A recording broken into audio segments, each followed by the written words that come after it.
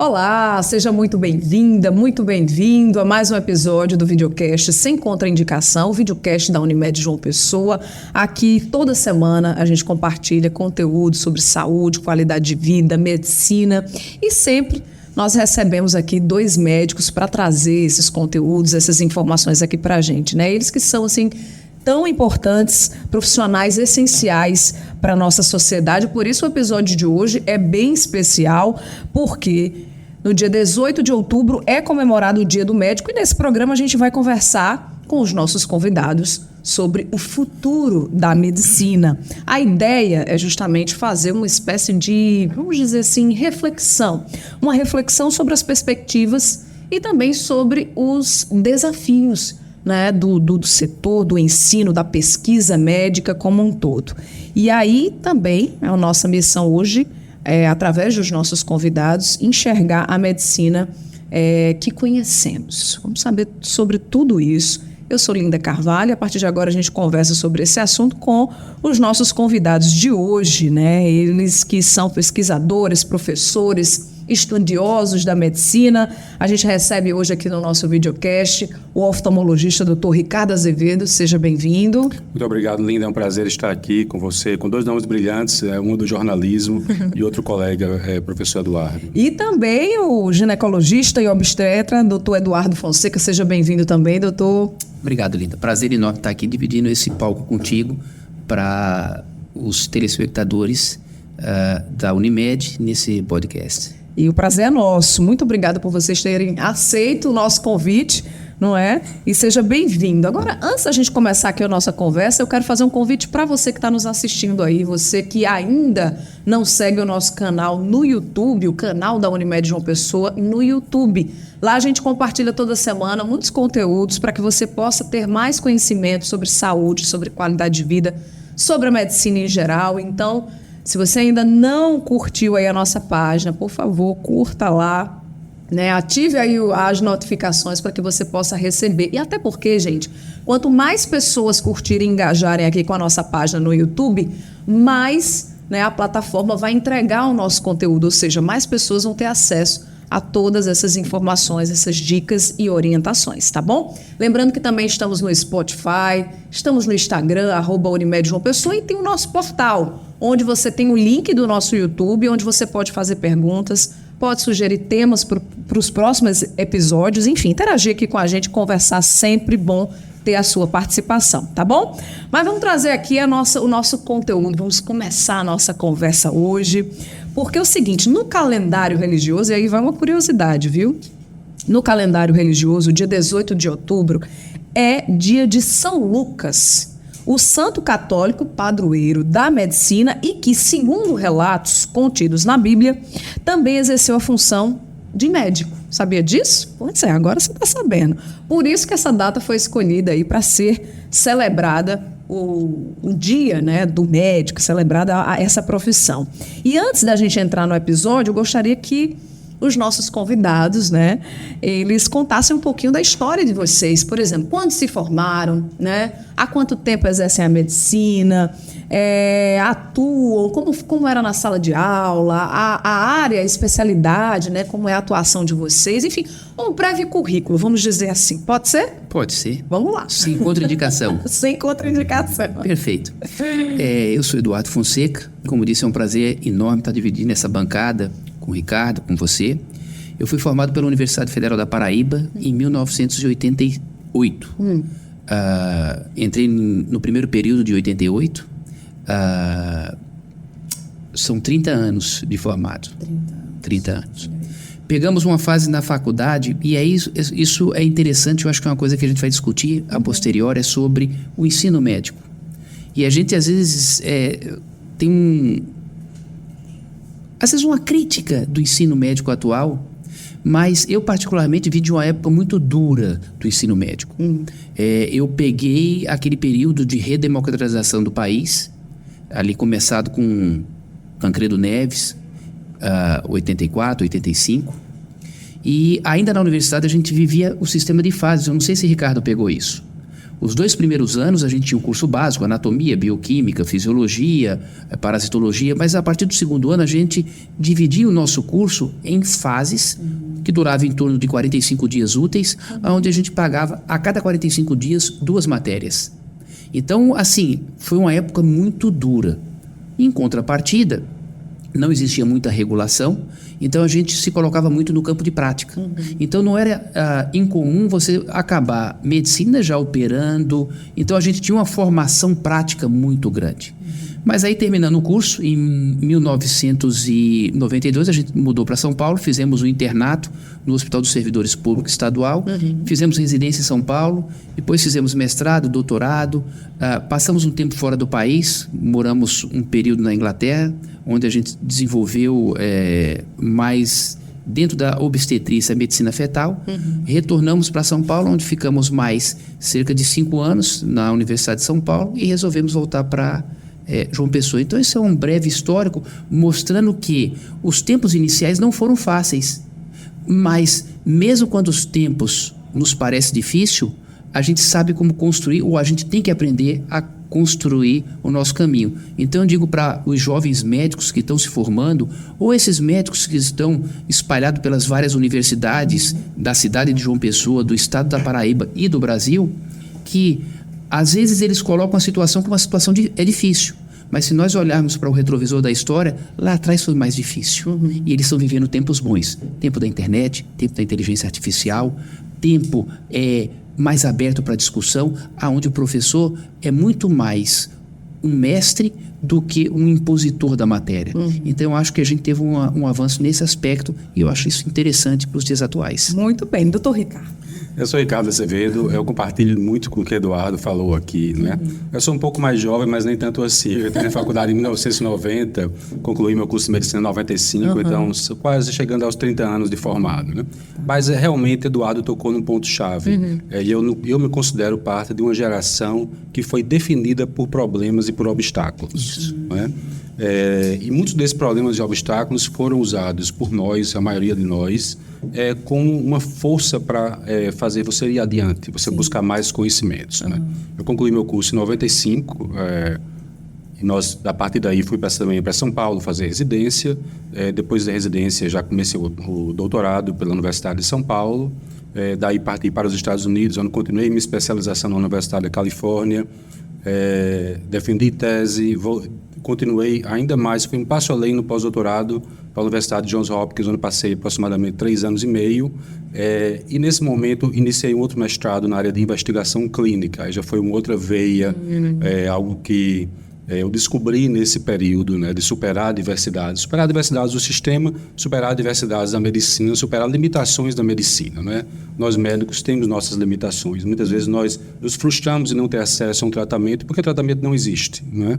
Que a gente está diante de uma doença, de um problema médico grave, e esse problema não tem tratamento, e isso nos faz pensar, né, pensar além do que é disponível, pensar um pouco além do que é o padrão, do que é o gold standard, e tentar encontrar tratamentos novos. Então, ali enveredei para a área de pesquisa, né, e desde 2006, né, eu tenho conduzido pesquisas, sempre buscando tratamentos para doenças ou melhorar tratamentos onde você não tem muitas possibilidades. Então, hoje, eu sou professor da Universidade Federal da Paraíba, a disciplina de oftalmologia, também pratico medicina privada e sou pesquisador. E vocês sempre souberam que iam ser médicos, ou teve alguma dúvida, ou desde sempre, ou desde quando vocês, não, vou seguir a minha carreira médica, na medicina? Existe algo que chama você para a medicina, sabe? Existe um chamamento, né? Geralmente é algo que vem dentro de você, né? De buscar entender melhor algo, de buscar talvez unir isso, conciliar isso com um aspecto também de vocação, de uma empatia que surge talvez dentro de você pelo sofrimento, pela necessidade dos outros, e ao mesmo tempo uma curiosidade, né? Uma necessidade de resolver, entender aquilo, resolver aqueles problemas, sabe? Isso aí talvez é o principal. Eu diria que se você aliar as 3 principais fatores que definem esse chamamento, eu diria que essa empatia pelo sofrimento dos outros, essa curiosidade não é? Essa atenção a doenças e problemas que passam na sua frente, não é? E, finalmente, aquela tendência de você tentar procurar ali soluções para aquilo, tentar investigar e tratar aquilo de alguma forma, resolver aquele problema. Eu acho que, desde a minha primeira infância, nós somos frutos dos nossos cuidadores. Sim. Dos excessos e também, às vezes, dos excessos de cuidado, dos excessos de carinho e das faltas de carinho, das faltas de cuidado. Então, eu acho que muito do que a gente quer e deseja vem essa influência doméstica. Meus pais não são médicos, minha mãe é advogada e psicóloga, meu pai é advogado, mas eu tive uma influência muito forte em termos de admiração dos meus avós paterno e materna. Então, eu desde criança me vejo como medicina. Mas também me recordo que as minhas primeiras brincadeiras eram com estetoscópio, com otoscópio, vai operar amígdalas. Então, eu acho que isso foi formado dentro de mim. Então, eu me vi médico desde a minha primeira infância. Quando eu fui fazer o curso de medicina, na ocasião eu estava no Colégio Pio X, Marista, e foi feito um curso, uma prova de aptidão para saber qual era o curso que você se encaixava. Isso me ajudou muito, porque eu me via nos outros cursos também. Então, eu acabei fazendo meio que uma análise. Como é que seria eu trabalhando com medicina? Como é que seria eu... Escolhi 3, 4 cursos e analisei como seria esse meu trabalho. E aí a opção se confirmou em cima da medicina e a gente fez medicina. Então, mas eu acho que teve uma influência da admiração que eu nutria por 2 grandes homens que foram 2 grandes médicos. O meu avô paterno, que foi da primeira turma de medicina daqui da Paraíba, e o meu avô materno, que fez medicina, ambos depois de uma certa idade, ou seja, fizeram medicina por opção e depois de ter a vida estabelecida, e ambos desempenharam um excelente papel diante da medicina. Então, talvez tenha sido isso, a influência. E eu vou abrir aqui um parênteses, se você me permite, né? Já que você, talvez tocando em 3 pontos que você perguntou aqui no começo do programa. Primeiro, o dia do médico, o dia de São Lucas, não é? Segundo, a questão de vocação, e isso tem muito a ver, eu acredito que eu até recomendaria um livro, né, chamado Médico de Homem e de Almas, Lucas, né? Que mostra bem essa história da vocação, e eu acho que São Lucas é um exemplo disso, né? Lucas, ele enveredou na direção da medicina, não é? Foi apresentado problemas, a questão da empatia, a questão, né, tudo isso do que definem um bom ser humano, né, e ao mesmo tempo um bom pesquisador, um bom médico, um bom cientista, né? Então é bem interessante, eu recomendaria. É um livro grande, né? Difícil de ler, mas é bem interessante e vale a pena ler. Vale a pena, né? Bom, vamos começar aqui a nossa conversa sobre os desafios da medicina aqui no Brasil.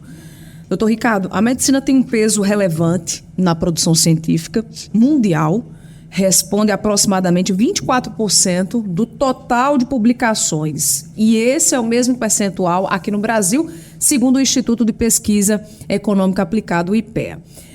Nós temos grandes profissionais, grandes médicos no Brasil, pesquisadores, estudiosos, cientistas, enfim. Mas na sua avaliação, como é que está esse nível, né, de pesquisa, de estudo na medicina aqui no país? Existem 2 tipos de pesquisa, né? Existe a pesquisa experimental e a não experimental. A pesquisa experimental normalmente é o que leva, por exemplo, ao descobrimento de novas drogas, que leva, por exemplo, à aprovação dessas drogas. Você demonstra como a droga funciona, em que doenças, quais são as limitações, quais são os efeitos colaterais. Então, em termos de pesquisa experimental, nós ainda temos um grande caminho a perseguir, não é? Nós temos ainda um impacto muito grande em pesquisas não experimentais, que são pesquisas retrospectivas, pesquisas que também têm um grande valor, elas complementam as pesquisas que foram inovadoras, que levaram o medicamento ao seu ponto de ser descoberto, né, de ser utilizado em humanos, e as pesquisas, claro, contribuem bastante, né, em se entender as limitações dos medicamentos, onde eles agem melhor, onde eles agem pior. Mas ainda há um grande caminho a se percorrer, né? Nós sabemos que o que define muito a pesquisa médica é essa ligação com outras disciplinas. Então, nós chamamos de pesquisa interdisciplinar. Então, você tem que, muitas vezes, ter uma conexão com o laboratório de farmacologia, um laboratório de biofísica, né, que vai permitir você ter ali um substrato, algo que você possa levar para a pesquisa médica em pacientes. E nisso aí, nós ainda estamos, digamos, numa infância. Tá? Ainda há um grande caminho para se percorrer, porque no Brasil não há ainda uma base de produção científica, principalmente no que diz respeito a medicadores ou tecnologias inovadoras na área médica. Por que não há? Porque são tecnologias complexas, muito regulamentadas, né? E depende, por exemplo, de você ter um sistema que consiga absorvê-las, então você depende de investimentos, tá? Investimentos que vão propulsionar, é o que faz as pesquisas saírem do laboratório e chegarem até o leito do paciente. Então, nisso nós ainda estamos caminhando, engatinhando, eu diria. Tá? Mas eu acredito que no Brasil tem que se fortalecer muito a pesquisa básica, tem que se fortalecer os grupos de pesquisa, tá? Porque não adianta você fazer pesquisa circunstancial. As pesquisas não passam de um projeto, uma ideia que surge no sonho, na cabeça do pesquisador. Ela parte da uma exposição sequencial a problemas, tá?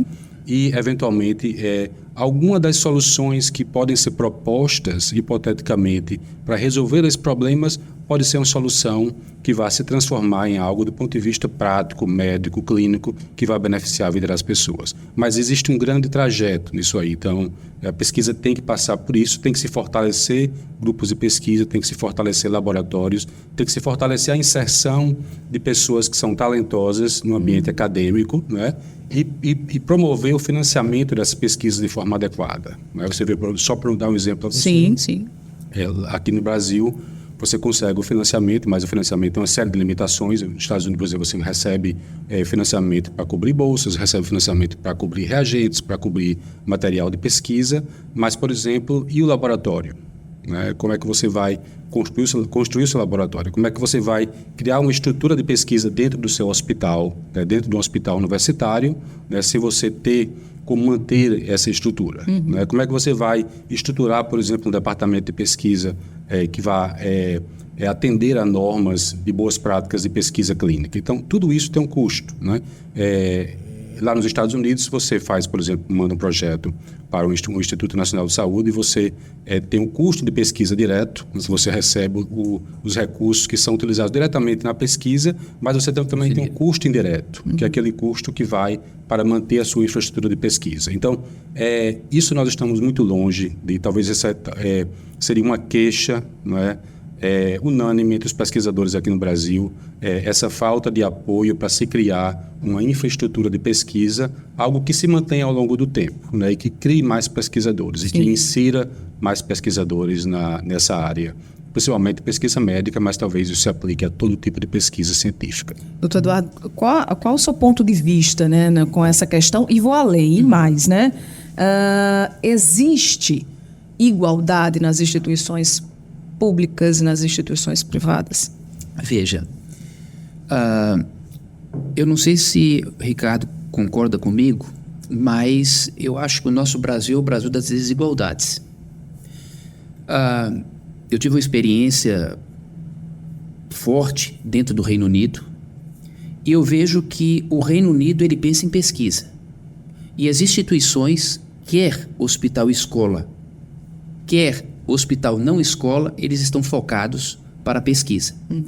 Veja bem, Brasil, você citou números do Brasil, que são números semelhantes ao que se faz no mundo, mas são números paradoxais.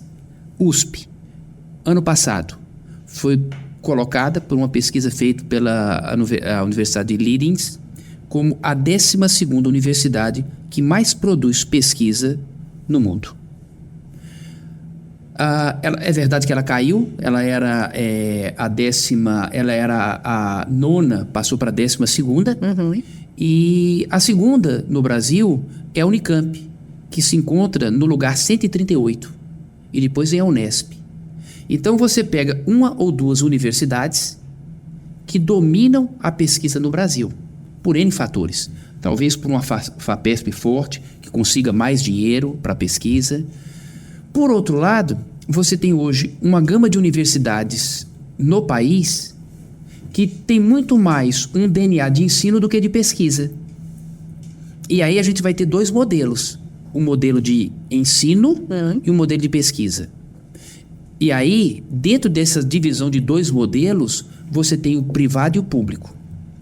Eu acredito que para os próximos 30, 40 anos, as universidades públicas que vão se sustentar são aquelas que terão um forte DNA de pesquisa, porque com essa globalização que a gente está vendo a passos largos, os investimentos vão surgir. Você veja que Gates está colocando dinheiro no Brasil, a gente até está concorrendo agora em parceria com um grupo do Rio Grande do Norte para um estudo envolvendo inteligência artificial na predição do parto prematuro. Então, assim, e vai ter um grupo de universidades cujo DNA vai ser ensino e ela vai ficar só no ensino.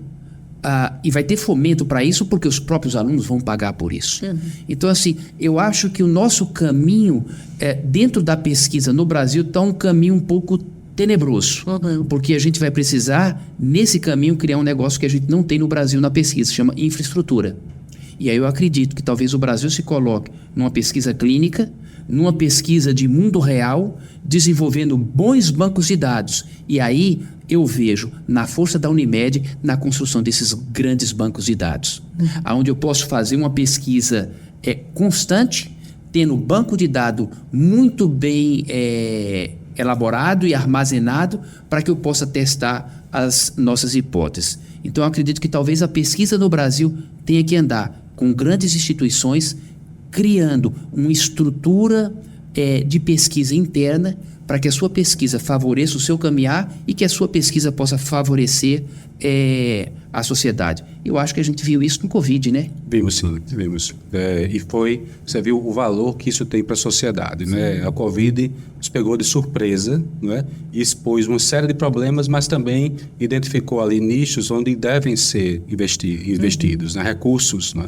Que isso é o que se traduz em benefício para a sociedade, não é? O que muitas vezes nós achamos que o gasto com pesquisa, ele é um gasto, é um ônus para a sociedade, e na realidade você vê que muito pelo contrário, né? Isso é o que define sociedades desenvolvidas, define qualidade de vida, né? Define o progresso da sociedade como um todo. E se você não tem dados, você não consegue tomar decisões. Se você não tem dados precisos, né? Como o Eduardo bem falou, se você, vamos colocar no contexto aqui, no microcosmo da Unimed, né? Certo. A Unimed é um sistema fechado. Então, a Unimed, claro que ela quer zelar pela saúde dos seus pacientes. Então, ela tem que prezar pela análise dos dados, tem que prezar por indicadores de saúde que são relevantes para que ela possa recomendar hábitos, recomendar tratamentos, recomendar condutas que no final vai se traduzir em benefício para a saúde dos seus pacientes, dos seus usuários.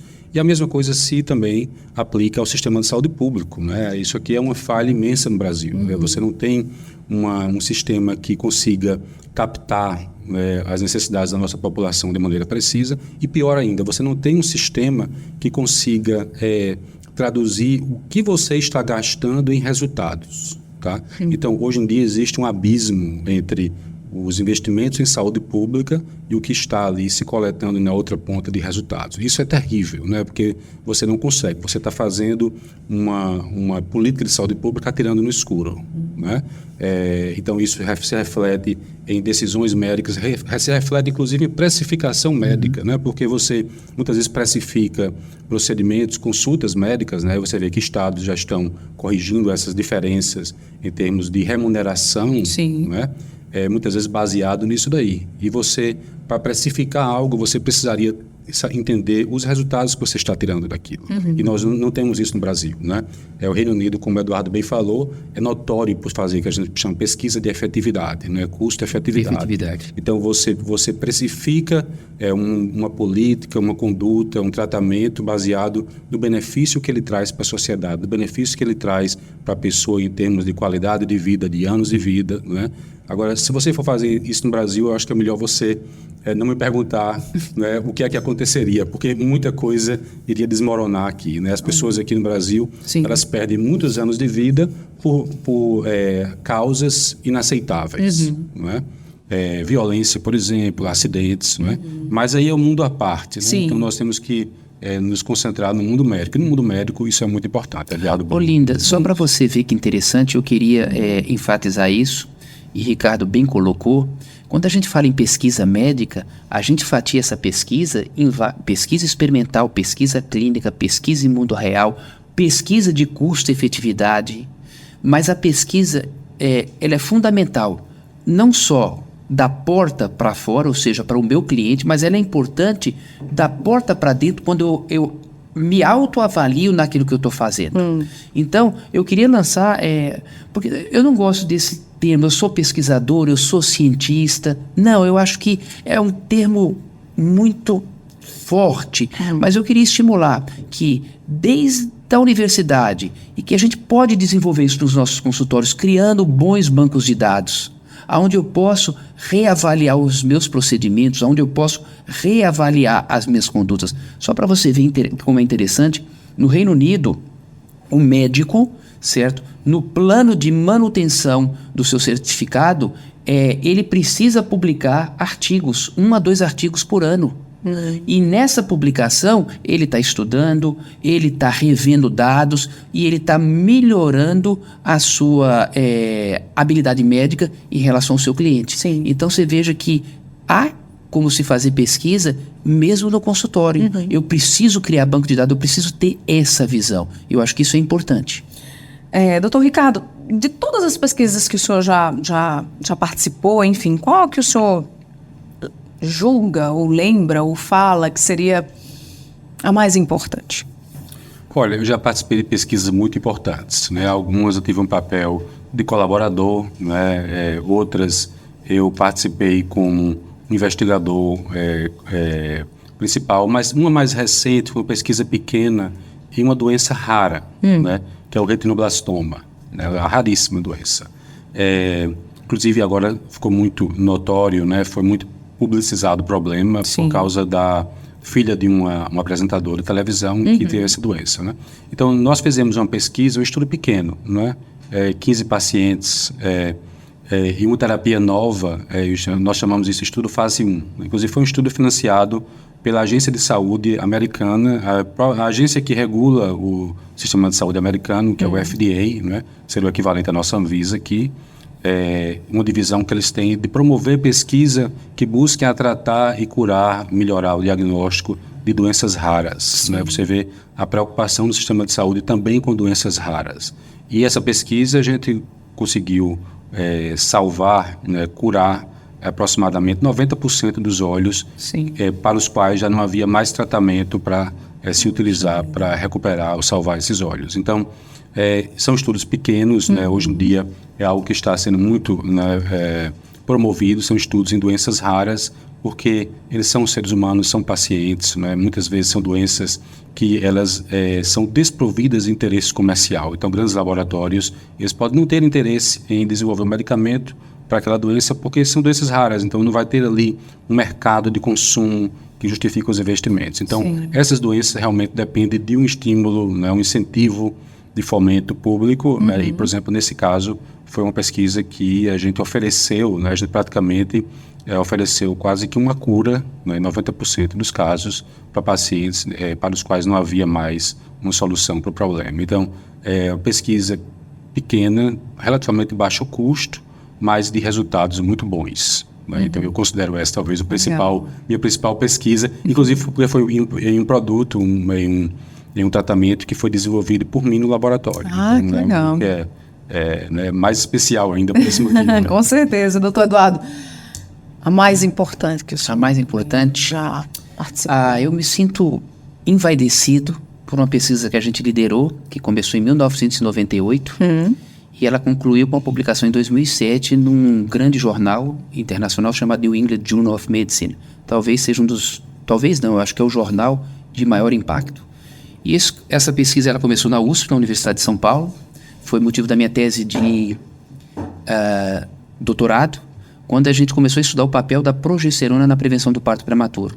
Só para você ter uma ideia, Linda, a principal causa de mortalidade no primeiro ano de vida é a prematuridade. Só para você ter uma visão que a cada 100 crianças que morrem nos nossos berçários, 85 morrem decorrentes da prematuridade. Se eu quiser diminuir a mortalidade infantil na primeira infância, 5 anos de idade, eu tenho que reduzir a prematuridade. Porque os que não morreram nos primeiros 28 dias acabam morrendo durante os próximos 5 anos da sequela da prematuridade. Então a gente desenvolveu essa pesquisa. A princípio foi uma pesquisa pequena, a gente avaliou cerca de 150 mulheres, um estudo placebo controlado. O estudo placebo é quando você usa placebo e a droga ativa. Sim. E esse trabalho acabou abrindo as portas. A gente acabou, depois da publicação dele no American Journal, a gente foi convidado para desenvolver essa pesquisa no Reino Unido com a bolsa de fomento de uma fundação inglesa chamada Fetal Medicine Foundation, uma fundação que coordenava toda a pesquisa na ocasião de medicina fetal de alterações cromossômicas no Reino Unido. E aí a gente conseguiu avaliar, nessa ocasião, durante os quase 4 anos em Londres, avaliamos 35 mil mulheres, e aí a gente desenvolveu 2 linhas de pesquisa: a avaliação do colo, como preditor do risco de parto prematuro, e a utilização da progesterona naquelas com colo curto. E aí, findado esse tempo, a gente conseguiu provar que a progesterona era efetiva, reduzia a prematuridade em 50%, e o mais interessante é que isso foi provado por outros autores depois de 2007, e hoje se tornou uma regra mundial que toda mulher deveria ter a aferição da medida do colo do útero, que é o pescocinho do útero, na saída do feto, na ocasião do ultrassom morfológico, e todas aquelas com colo curto deveriam utilizar a progesterona. E isso foi absorvido dentro dos Estados Unidos, que é extremamente difícil de absorver pesquisas externas. Então, o Colégio Americano absorveu isso, o Royal College, e sim, a FIGO, várias entidades internacionais. Então eu me sinto, assim, acho que a palavra é essa, né? Envaidecido de ter sido o condutor dessa pesquisa, que acabou logrando êxito. Mas, tão importante quanto lograr êxito em pesquisa é apresentar as pesquisas sem êxito. E às vezes os pesquisadores têm dificuldade de apresentar resultado negativo. Geralmente resultado negativo vai para a gaveta e você não quer apresentar porque foi negativo. Sim. E às vezes ele é importante também. Quais são as áreas hoje da medicina, né, em que mais se pesquisa atualmente? Olha, isso é muito heterogêneo. Tá? A pesquisa, na realidade, deve ser, porque a pesquisa deve abranger todas as áreas. Talvez a que menos fosse priorizada até pouco tempo era a pesquisa em doenças órfãs, né? Mas hoje em dia, felizmente, você tem grandes grupos, né? Existem incentivos para isso, incentivos regulatórios, incentivos financeiros para também incluir as doenças raras dentro do grupo de pesquisas que são feitas, né, para o desenvolvimento de drogas, inclusive drogas novas, muitas vezes voltadas só para essa doença. Mas a pesquisa, ela, como nós começamos o programa, principalmente envolve 2 grupos, pesquisas experimentais e não experimentais, né? As pesquisas experimentais, elas se iniciam lá atrás, quando o medicamento é desenvolvido, né? Depois ela passa por um crivo, né, uma análise de um financiador, né, que geralmente é um laboratório, uma empresa, e esse financiador ele vai ali determinar como essa pesquisa vai seguir em frente, né? Para que doença ela vai ser testada, para que doença aquele medicamento vai ser utilizado, né? Então, o que nós definimos é uma indicação baseada em uma hipótese, e isso aí depois é o que vai definir exatamente o que está na bula do medicamento. Então, isso é feito basicamente para tudo que a gente consome na medicina. Então, tudo que a gente consome na medicina, que a gente usa na medicina, é definido nessas etapas de desenvolvimento. Depois dessa parte em que o medicamento é aprovado e desenvolvido, ele chega ali à etapa em que essa aprovação, essa aplicação inicial vai ser expandida para outras áreas. E aí você tem essas pesquisas que nós estamos de estudo pós-aprovação, né, que na realidade compõe o grosso dos estudos. Sim, né, o grande componente de estudos experimentais se dá pós-aprovação para expandir, para entender em que outras áreas aquele medicamento pode atuar, quais são os efeitos colaterais, as toxicidades, aquilo que é indesejado sobre ele. Então, esses estudos são os estudos experimentais que são feitos em todas as áreas da medicina. Hoje em dia, você tem uma tendência muito grande, principalmente com o advento das técnicas de diagnóstico genético, de você tentar afunilar mais, ser mais preciso em como você utiliza medicamentos. Tá? Isso se aplica a câncer, aplica para doenças que têm um fundo hereditário, muitas vezes é uma doença que é herdada, né? E às vezes é uma doença que tem um fundo hereditário, um fundo genético, que não é necessariamente herdada, foi algo que se desenvolveu no decorrer da vida e existe um pequeno componente genético. Mas é importante você entender, porque muito é feito baseado em conhecimentos que haviam sobre doenças e existem doenças e doenças, né? Você tem uma doença que, por exemplo, ela pode ser geneticamente completamente diferente de outra. Isso aí requeriria, teoricamente, um tratamento diferenciado, porque aí você está tratando a doença que é definida pela sua genética, né? Diferente de outra doença que tem uma genética completamente diferente, embora elas pareçam do mesmo jeito, se manifestem da mesma forma. Tá? Então, essas pesquisas hoje também têm sido muito priorizadas para se definir melhor doenças. Né? Depende de diagnósticos mais precisos, né? E aí também permite que você utilize tratamentos mais precisos. Então, esse tipo de pesquisa está em andamento em várias áreas da medicina. A oncologia é de particular interesse, porque os cânceres eles têm padrões genéticos, né, muito peculiares, e os tratamentos, atualmente, aí a novidade, mais ainda, né? Você tem tratamentos hoje em dia que só vão funcionar para um determinado tipo de mutação, um determinado tipo de perfil genético. Sim. Então, isso é muito importante. Essa pesquisa é baseada em terapias-alvo, em diagnósticos genéticos. E fora isso, você tem toda a pesquisa que define a forma como nós atuamos a nível coletivo, né? Que são, como o Eduardo falou, pesquisas de mundo real, que vão definir como que aquele tratamento está beneficiando uma população de pacientes que tem essa determinada doença, né? Pesquisa de grande impacto, né? Essa que o Eduardo falou é o exemplo disso. Imagina você desenvolver um tratamento que vai reduzir a causa de morte infantil, né? A causa de morte infantil, você calcula a vida de uma pessoa, a perspectiva de 70 anos de vida de uma pessoa que morre por uma razão, né, que é, digamos, tecnicamente tratável com o uso de um comprimido de progesterona, aí você computa o custo que você teve para fazer aquilo, para introduzir, entregar aquele tratamento, né, e com a quantidade de anos de vida que você ali salvou da criança. Então, um custo de uma pesquisa desse tipo, por exemplo, você consegue facilmente, né, você precifica ali, você consegue salvar um ano de vida com custo de R$10, R$5. Né? Então, são pesquisas de alta que mostram a efetividade dos tratamentos. Essa pesquisa para países como o nosso, como o Brasil, com as desigualdades bem ressaltadas pelo meu estimado colega aqui, são de extrema relevância, porque isso é o que vai fazer a nossa expectativa de vida crescer, a sociedade melhorar, as pessoas saírem ali de um nível de vida e ali pular para um nível de vida seguinte. Então, essas são pesquisas de saúde pública, né? Muitas definem condutas, políticas de saúde pública que são indispensáveis para a sociedade. E isso também faz parte aí de um grande componente de pesquisa, embora aqui no Brasil não haja muito controle, muitas vezes, sobre como as políticas de saúde pública são implementadas e muito menos dos resultados que são entregues. Sim. Né? Nós temos excelentes exemplos como o da vacinação, nossa política de vacinação é muito boa, mas também tem outras áreas que são muito falhas. Uhum. Eu queria trazer a internet, né? A proporção da importância da internet nesse avanço da pesquisa médica, porque, veja, a gente estava falando agora há pouco sobre a Covid, né, que o senhor citou. Durante a Covid, por exemplo, no Hospital Alberto Urquiza Vanderlei, que é o hospital da Unimed João Pessoa, né, o núcleo ali que responsável pelo enfrentamento à Covid tinha diálogos vamos dizer assim, né, no popular, trocava figurinhas com médicos do Brasil inteiro, do mundo inteiro, né, sobre práticas, sobre ações efetivas, o que é que está dando certo e tudo mais.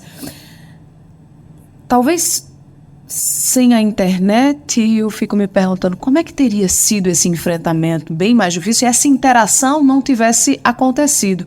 Então eu pergunto a vocês, qual a importância da internet ou qual a proporção da importância da internet nesses avanços de pesquisa, de soluções, enfim? Eu acho que a Covid veio, como tudo na vida, para coisas boas e para coisas ruins. E talvez uma das grandes coisas que a Covid trouxe foi exatamente isso. Eu vou além, não só a internet em si, mas a utilização da inteligência artificial, a consulta à distância, discussão de caso clínico. Então, veja só, João Pessoa tem um grupo seleto de médicos. Será que o estado da Paraíba tem o mesmo número? E quantas UTIs eu tenho no estado da Paraíba? Então, se eu estruturar um núcleo aqui, onde possa passar uma visita virtual em Cajazeiras, não que os médicos não sejam qualificados, Sim. são qualificados, mas eu estou trazendo a experiência de ou trazer um médico do Einstein ou do Sírio com uma consulta via internet, passando visita ao leito. Então, assim, sem sombra de dúvidas, seria impossível a gente avançar sem ela. E isso ela quebrou um paradigma. Porque pouco tempo antes havia se discutido a utilização ou não da teleconsulta. E a gente teve que derrubar isso e mostrar que isso é efetivo. E que isso vai fazer com que nós possamos atingir a Amazônia, que a gente possa atingir o interior da Paraíba com a medicina de qualidade, através de orientação e trazendo para o grande centro, ou para um centro maior, aquelas pessoas que precisam desse centro e fornecendo o tratamento adequado e permitindo que essas pessoas que não precisam se locar para um grande centro, ali fiquem. Então, eu acho que é uma diferença brutal. E isso seria um ponto positivo da pandemia que nós vivemos por 2 anos praticamente, né? A necessidade acabou ajudando dessa forma, Dessa forma. Exato. E para exemplificar, né, de onde algumas dessas soluções vieram, né, eu participei há 10 anos atrás, menos 7 anos atrás, de um projeto do Departamento de Defesa americano que visava a tratar essas injúrias de guerra, né, principalmente ali naquela fase de ocupação do Afeganistão, né, e ali daquelas batalhas do Iraque, as injúrias de guerra mais específicas, né, inclusive oftalmológicas, que era da nossa área. Né? Nós pesquisávamos exatamente, né, como proteger os olhos desses combatentes que sofriam esses danos, né, muitas vezes causados por explosivos, com vários outros tipos de lesões, né, trauma muito mais grave, com risco à vida, e proteger, tentar ali no meio de todo esse arcabouço que era feito para salvar a vida deles, trazê-los para casa, também preservar a visão. E uma das ferramentas que haviam justamente para tratar, para lidar com porque muitos desses lugares onde esses pacientes eram atendidos era em hospitais de campanha localizados no meio do deserto. Né? Então havia ali um cirurgião geral, havia um clínico para tratar da emergência, havia toda uma estrutura de paramédicos de suporte, mas não podia ter especialistas. Então, no projeto, né, que vários desses próteses, né, vários outros tipos de tratamentos especializados estavam sendo considerados, eram justamente feitos através da interface do paciente com um robô. Né? E daí surgiram aqueles robôs que nós vemos hoje, aqueles bonitinhos que andam nos corredores do hospital, que comunicam com as pessoas, mas ali é uma ferramenta de captar informação, né? Você captar dados. Então, você muitas vezes permite que um médico remotamente, um profissional que tem expertise para tratar de algo mais especializado, e aí quando você fala nisso, você agrega qualidade de atendimento, agrega valor àquele serviço, você agrega, e muito provavelmente aquilo vai se traduzir em resultados. E você permitir, como o Eduardo bem falou, né, você, um médico que está ali remotamente, no interior, no Amazonas, em um hospital de campanha, no meio de um deserto, e o paciente, consequentemente, ter acesso a uma recomendação médica, um tratamento mais especializado, mais específico. Então, isso só tem a agregar. A medicina, ela vai passar por uma transformação nesse sentido. A gente sabe que alguns colegas não iriam aceitar isso, né? Poderiam não aceitar se sentir invadidos do ponto de vista de prática, né? Então, eles são responsáveis pelo paciente, então, ou ele resolve aquele problema ali por conta própria, ou muitas vezes ele transfere o paciente para outro local. Mas existe um meio termo, né? E esse meio termo muitas vezes é definido pela regulação, a capacidade de você transferir um paciente de um local remoto para um outro local que tem condições de tratar aquela doença, uma doença mais grave, E essa é exatamente nesse meio termo, nessa transição em que abre espaço para você ter acesso a essas plataformas, né, virtuais de atendimento, sim, de comunicação, de troca de dados. Né? A medicina ela tem que ser feita baseada em evidência científica e também em resultados. Né? Não adianta a gente criar um sistema de saúde caro, oneroso, sem resultados. Né? Não existe procedimentos baratos. Né?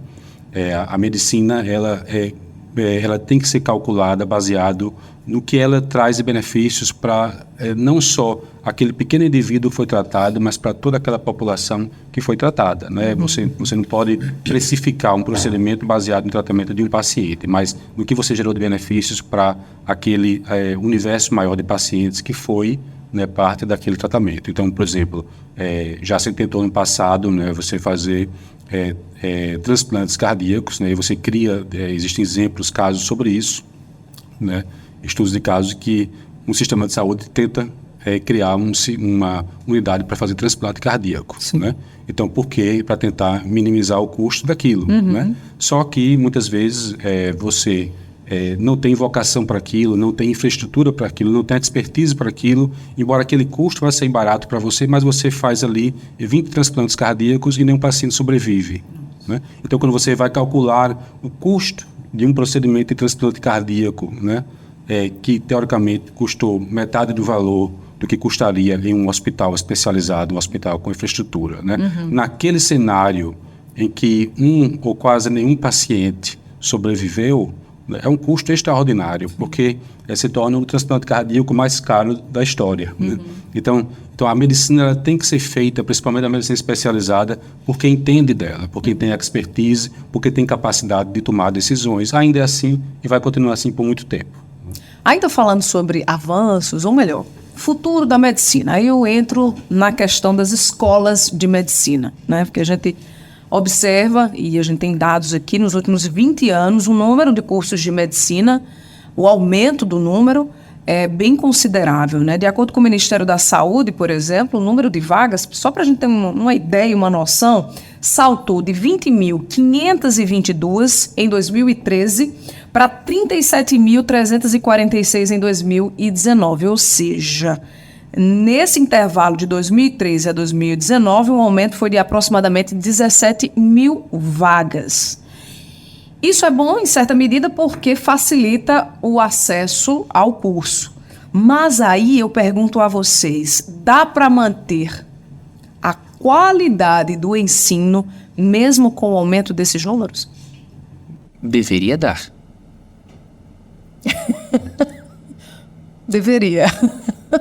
Deveria dar. O único obstáculo, sim, não sei se Eduardo concorda comigo, é que geralmente os mesmos critérios que definem as pessoas que entram terminam definindo as pessoas que saem. Tá? Então, se a peneira estiver furada na entrada, pode ter certeza que ela também vai estar furada na saída. Tá? E aí você pode permitir, não é, que certos perfis, sim, não é, ele entre no mercado de trabalho, né, e principalmente na área do meu estimado colega aqui, né, na medicina nós tratamos com pessoas vulneráveis, né, sendo crianças ou idosos, mesmo adultos, são pessoas vulneráveis, estão passando por um sofrimento, por uma doença, né, elas são susceptíveis. Então cabe não ao paciente filtrar quem sai e quem entra, quem tem acesso a tomar decisões por esses pacientes, essas pessoas, esses seres humanos vulneráveis. Cabe ao sistema cuidar disso. Infelizmente, isso não está acontecendo. Tá? Então, a peneira furada ela vai permitir que, e a gente tem visto aberrações, né, são verdadeiras aberrações na prática médica, que é justamente isso é o que o sistema deveria ter condições, as devidas salvaguardas para evitar que acontecesse. E infelizmente não tem, a gente não tem visto isso. Então, o que nos preocupa, o que me preocupa muito, né, é que esses critérios, né, muito vagos, sim, muito maleáveis, né, que permitem aí você produzir muitos médicos, né, eles vão na realidade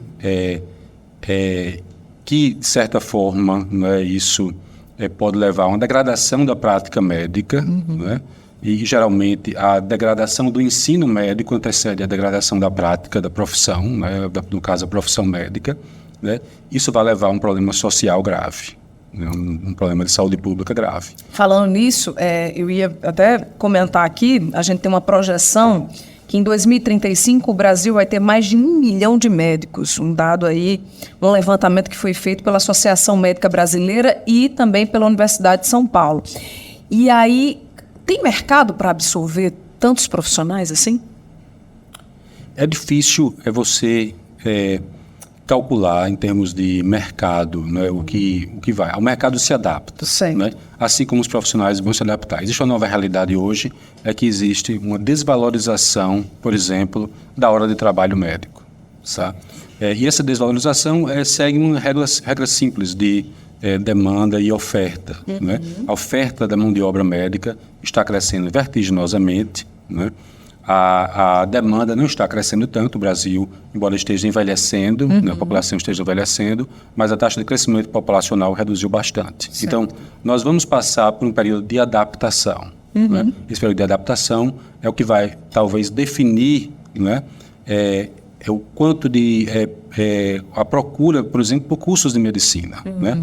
Então, os estudantes que hoje estão entrando em faculdades, principalmente faculdades particulares e faculdades públicas também, muitas vezes eles estão baseando suas decisões em dados que não são atualizados, né, em dados remuneração médica, né, de 5 anos atrás, 10 anos atrás. Então, eles precisam pensar muito bem nisso.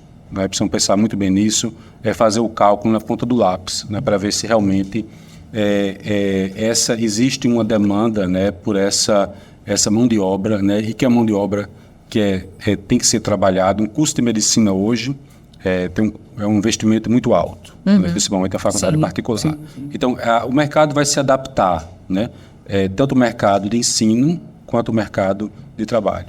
E aí, ainda falando sobre essas especialidades, né, eu trago aqui uma curiosidade que foi retirada aí de uma pesquisa da Associação Médica e também da USP sobre as especialidades com maior número de registros aqui no país. 8 especialidades, 8 representam 55,6%. Aí a gente trouxe aqui a maior delas, né? Clínica médica, são hoje, né, no registro, 56.979 médicos. Aí tem, em seguida, pediatria, cirurgia geral, ginecologia e obstetrícia, que é a especialidade do Dr. Eduardo, anestesiologia, ortopedia, traumatologia, medicina do trabalho e cardiologia. Existe alguma especialidade que vocês acham que tem aí um risco, por exemplo, de, sei lá, desaparecer? Eu acho que a gente vai ter modificações grandes dentro da medicina. Muito, muito, muito. Com essa inteligência artificial, muita coisa vai mudar dentro da medicina. Mas antes de ir para essa tua pergunta, eu queria voltar um pouquinho atrás e falar sobre essa crise que você coloca da proliferação de universidades. Eu estava me levantando aqui, a gente precisa ter em torno de 2,56 médicos por cada 1.000 habitantes. Essa é a necessidade do Brasil, segundo o dado do relatório da OCDE de 2021. Certo. E eu acho que a nossa discussão, Ricardo, a nossa discussão, Linda, está errada. A gente está discutindo números de vagas. A gente precisa entender que a universidade é uma coisa extremamente importante. Porque quando eu crio uma universidade em um determinado local, eu melhoro, e qualquer universidade, médico, direito, eu melhoro a situação do local. Eu interiorizo o Brasil. Olha que fantástico. Antigamente, na minha época, eu tinha o vestibular. Eu sou da época do vestibular. Você não, você é novinha. Eu sou do vestibular. E eu tinha que escolher 1, 2 ou 3 universidades para fazer vestibular, porque eu não tinha grana para ir e não tinha dinheiro para ficar rodando. Então eu só fiz o FPB e passei. Hoje se cria um movimento fantástico. Enem. Você faz um vestibular e você aplica para N universidades. Semana retrasada eu estava dando aula, e aula prática, 5 alunos. De onde você é? Eu sou do Rio de Janeiro. Da onde? Da favela tal.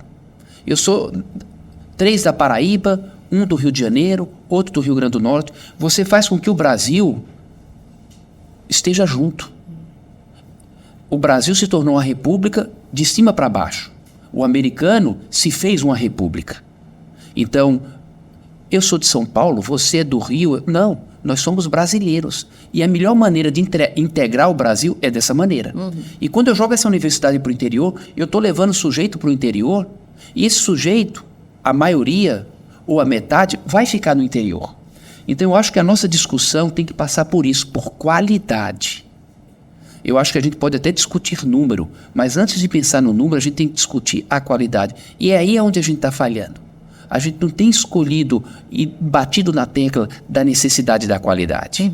Então, eu acho, viu, Eduardo é o irmão dele que é meu sócio. Eu acho, Ricardo, que a gente tem que bater na tecla e aí entra a importância de uma Unimed. Eu quero é qualidade.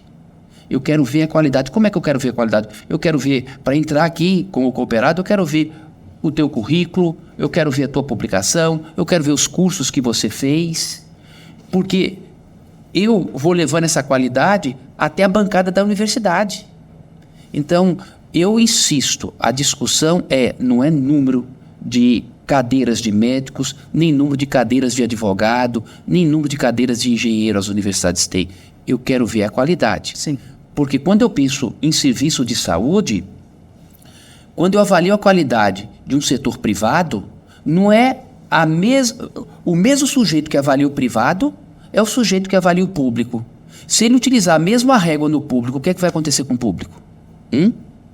Então, a nossa discussão tem que ser qualidade na pública e qualidade na privada. Então, há de se fazer isso. Se a gente não fizer isso, a gente de fato vai destruir o ensino médico, não por causa dos números gritantes, mas pela falta de qualidade que não está sendo observada.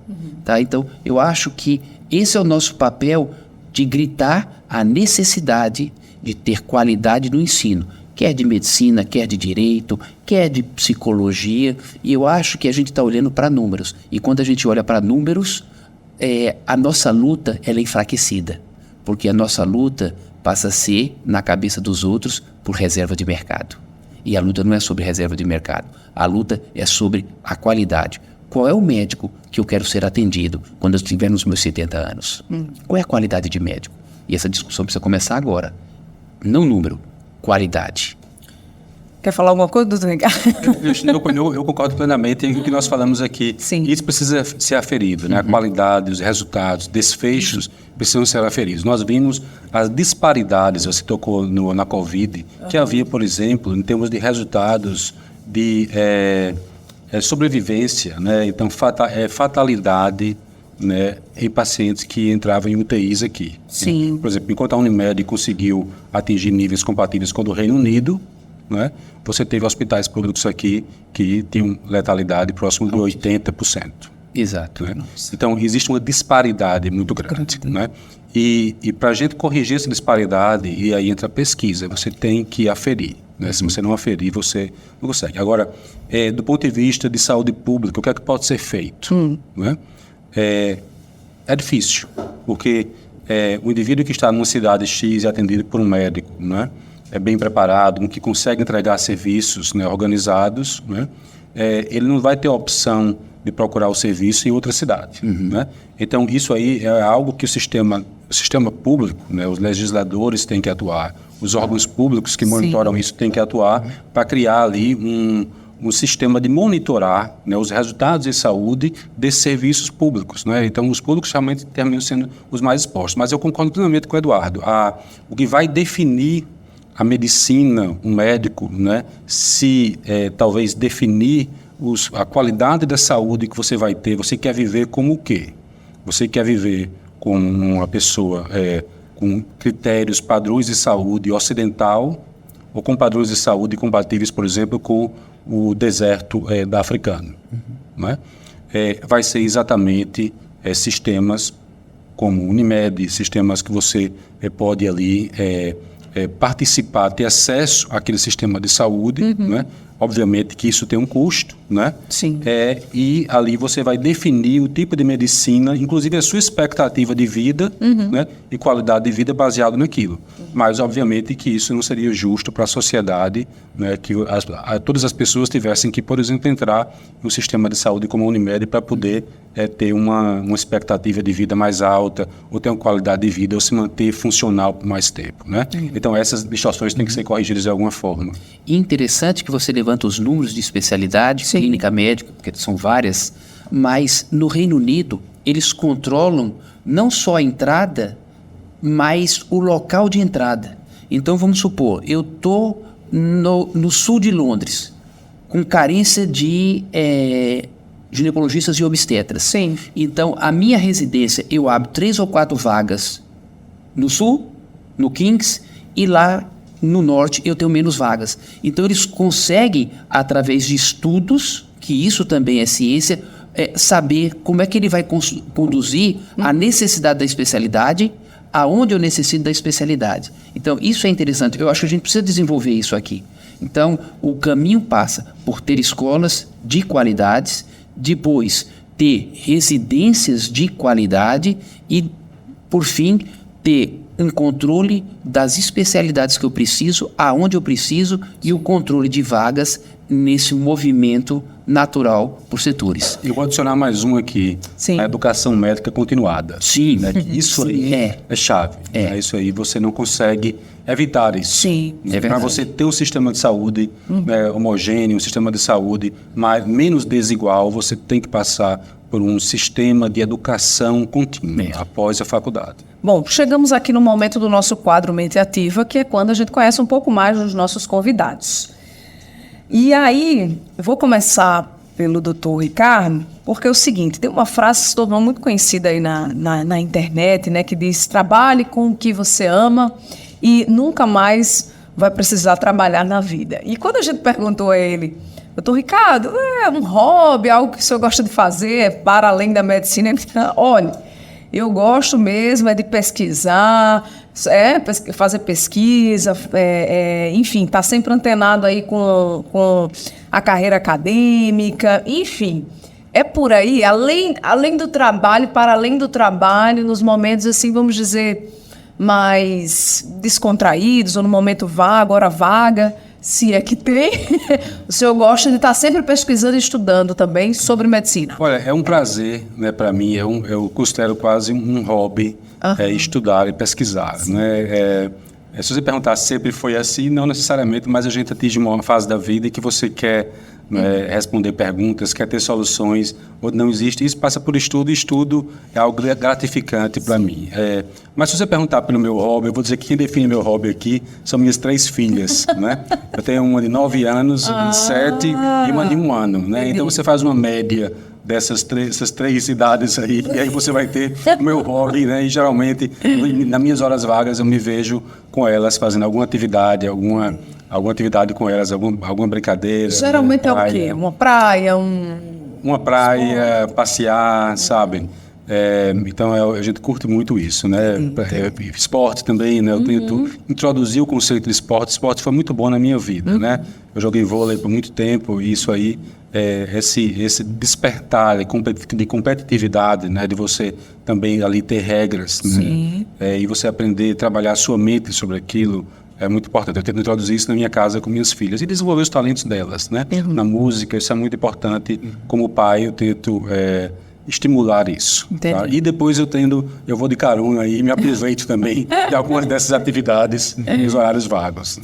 Doutor Eduardo, soube que o senhor gosta muito de ler e que tem grande interesse pela psicologia, é isso? Não, eu gosto da psicologia, procuro ler às vezes temas da psicologia, tentar entender quem eu sou, por que eu sou e para que eu sou. Mas falando de hobby, eu acho Sim. Hobby é aquilo que você faz e que desconecta do teu dia a dia, né? Sim. Que o dia que você está estressado, você vai fazer aquilo e isso te desconecta. Tem 2 coisas que eu gosto de fazer que me desconecta de qualquer preocupação. Uma coisa que eu adoro andar a cavalo. Eu adoro cavalgar. Muito, muito, muito. Tanto é que eu comprei um cavalo, mas ficou muito caro o cavalo. Eu vendi o cavalo, porque o esporte caro, mas adoro andar a cavalo. Aham. E gosto também de correr, porque são duas coisas que conseguem, nos meus momentos de estresse, conseguem fazer com que eu consiga pensar melhor. E aí exercer o tal autocontrole Sim. que a gente tenta aprender através desses insights de psicologia. Legal. Mas eu diria isso, andar a cavalo e correr. Aham. Adrenalina, e isso te acalma, né? Acho que é isso. Bom, a gente está chegando aí perto do nosso fim do episódio, mas antes eu queria entrar num assunto que eu acho que é bem relevante e importante da gente trazer aqui também, que é sobre inteligência artificial e, enfim, inovações no geral. Existe ainda, né, alguns paradigmas ou preconceitos, enfim, sobre a utilização dessa inteligência artificial na prática médica. Qual a opinião de vocês? O que vocês acham? Existem profissionais que não, talvez a inteligência artificial venha substituir, já tem outros que não, mas a prática clínica, né, a consulta clínica, o médico tem todo né, o know-how para ser feito, né? Então, existe ainda um divisor aí de opiniões sobre a introdução da inteligência artificial na prática médica. O que vocês acham sobre isso? Qual a opinião de vocês? Eu acho que a inteligência artificial veio para ficar. E quem não se adaptar a ela vai... Tudo é inteligência artificial hoje. Você liga para um banco, é inteligência artificial. Então, futuro. Então, vamos lá. Você me perguntou como é que será o futuro. Vamos pensar em especialidade. Tá. Pegar o radiologista. Ressonância nuclear magnética. Tudo digitalizado no computador. Por melhor que eu seja, por mais estudioso que eu seja, e consiga armazenar tudo, uma hora eu estou cansado. Eu pego a minha imagem que está ali no computador e comparo com 1 milhão de imagens. Em segundos, por comparação, eu já tenho uma resposta. E em várias outras coisas. Então, eu acho que a inteligência artificial, ela vem para mudar. E não só na nossa área, mas isso vai vir no direito, isso vem em outras áreas. Sim. Então, assim, acredito sim que a clínica é importante, que a clínica é soberana, a conversa é importante, mas também vou te dizer que a inteligência artificial vai poder fazer isso. Linda, você está com dor de cabeça? Linda, quando é que dói a cabeça? E ela vai te direcionar mais especificamente para a especialidade que você vai. Hoje, isso já é patente na China. A China foi um dos países que conseguiu chegar ao nível dos Estados Unidos em termos de publicação de pesquisa. E veja como eles desenvolveram inteligência artificial em tudo. Torna as coisas mais ágeis. Então, assim, eu acho um caminho sem volta. Lógico que não vai substituir o ser humano, porque entre o paciente e a inteligência artificial tem uma mente humana que ajudou a alimentar e a melhorar aquela inteligência artificial. Certo. Mas eu não tenho dúvidas que o que vai diferenciar a medicina no futuro, certo? A relação é a relação humana que o médico pode desenvolver. O toque, isso aí é insubstituível. Mas, na área da tecnologia, cada vez mais iremos andar próximo do IA, da inteligência artificial. Isso, e essa relação, né, médico-paciente, ela é insubstituível, né? Talvez essa seja a boa notícia para aqueles que se preocupam que iriam perder ou ter seus empregos ameaçados por um robô ou por um algoritmo de inteligência artificial, né? Mas isso aí é insubstituível, né? O robô, ele tem capacidade de coletar informações, né? O paciente consegue alimentar algoritmos e muito provavelmente esses algoritmos que nós já utilizamos, né? Muitos dos nossos softwares de análise se utilizam de algoritmos complexos, aquilo foi alimentado com dados de humanos, né? Dados de pesquisa clínica, aqui vem a pesquisa clínica que nós tanto falamos aqui, tanto diagnóstico quanto terapêutico, né? E eles vão continuar sendo alimentados, né? Isso é um componente importante da inteligência artificial, chama-se machine learning, né? É como a máquina aprende. E a máquina depende, como o Eduardo me falou, de nós, né? Depende de nós, do paciente, para aprender. E o médico, ele vai ser um instrumento para isso. E na profissão, na prática médica, nos próximos 10, 20 anos, o médico vai ter que incorporar, vai ter que se utilizar da inteligência artificial. É quase improvável, se não impossível, que a pessoa continue, né, na prática da medicina sem se utilizar desses algoritmos, que vão ajudar muito, né? Vão ajudar muito, por exemplo, na questão de doenças, tratamentos mais precisos para doenças mais específicas, né?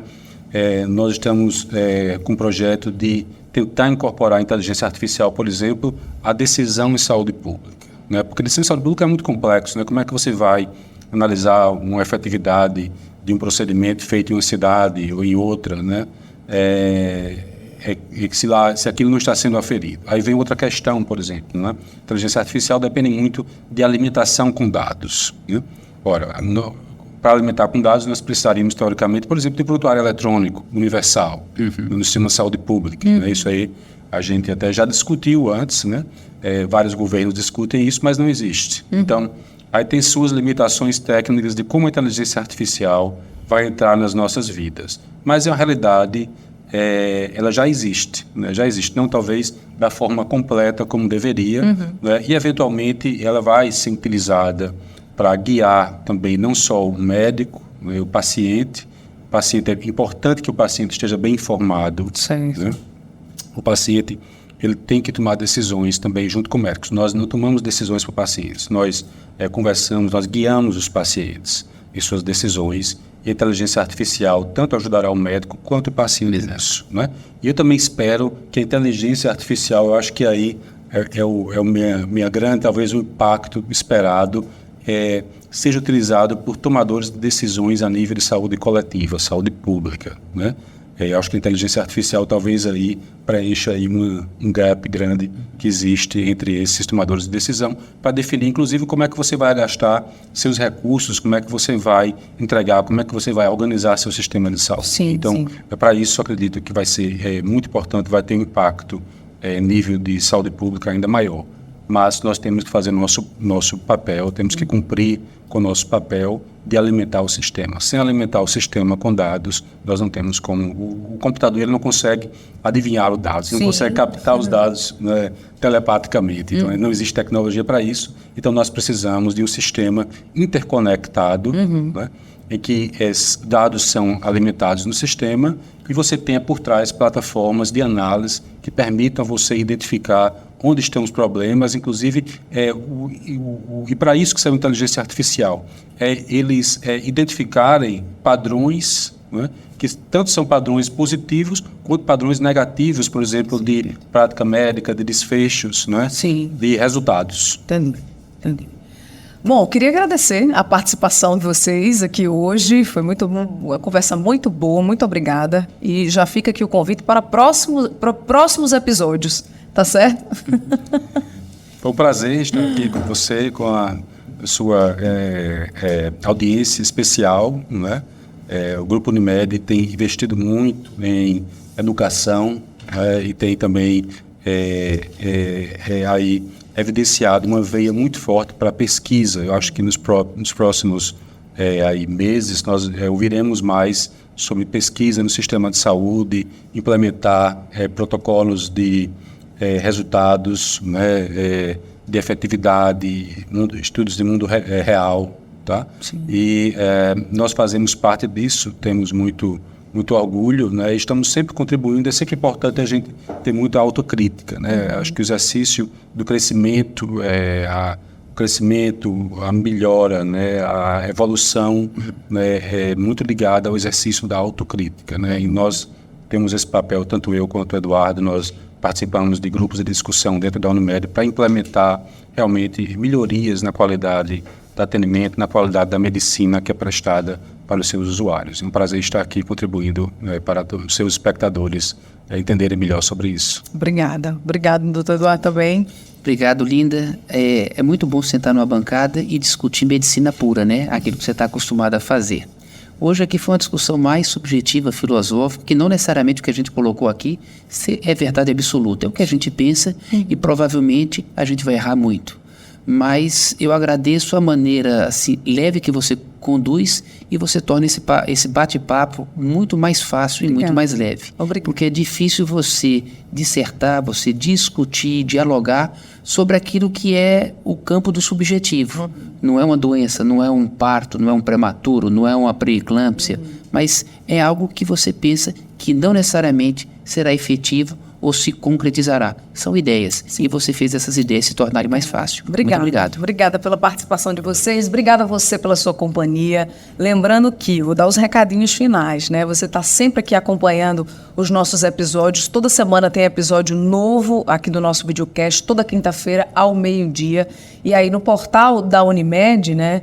E você tem acesso aos links, né? Um link do nosso YouTube. Inclusive, se você ainda não segue o nosso YouTube, se você ainda não está inscrito no nosso canal, por favor, se inscreva, porque aí você vai receber a notificação de todos os conteúdos que a gente disponibiliza aqui também. No portal, você pode sugerir temas, pode fazer perguntas e pode interagir aqui com a gente através do nosso Instagram, @UnimedJoãoPessoa, e pode consumir aqui o nosso conteúdo também pela plataforma Spotify, tá bom? Semana que vem tem mais episódio, tem mais conversa e mais conteúdo. Muito obrigada pela sua companhia e até o próximo episódio.